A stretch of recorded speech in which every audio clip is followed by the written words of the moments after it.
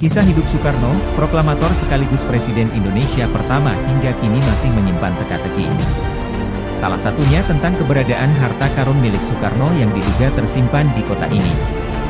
Istri ketujuh Soekarno akhirnya membuka fakta soal harta karun Soekarno hingga menyinggung soal surat wasiat. Melansir Kompas.com, istilah mengenai harta karun Soekarno ada dalam berbagai versi, mulai dari dana revolusi, dana perjuangan, hingga harta amanah. Tahun 2012 lalu, isu soal harta peninggalan Soekarno yakni emas di Swiss, yang sempat viral dan ramai diperbincangkan.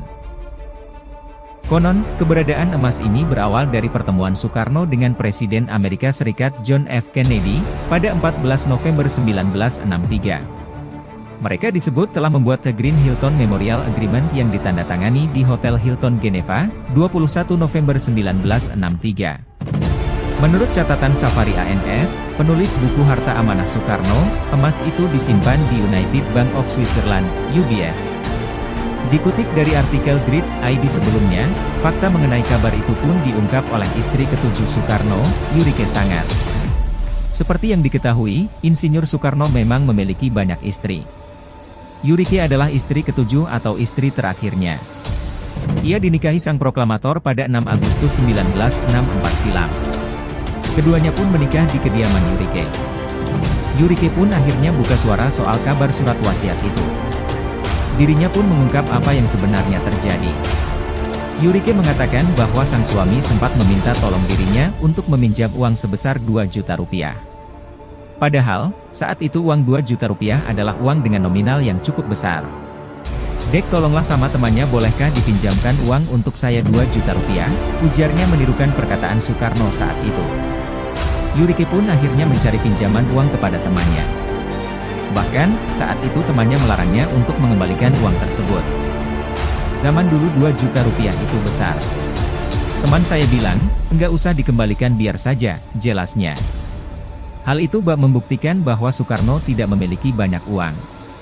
Dikutip Grid ID dari Tribun Manado, Co.id pada Jumat, 16 September 2022, Yurike tegas membantah bahwa Soekarno memiliki banyak harta di luar negeri. Jika memang benar memiliki banyak uang, seharusnya Soekarno tak perlu mencari pinjaman uang hingga 2 juta rupiah saat itu.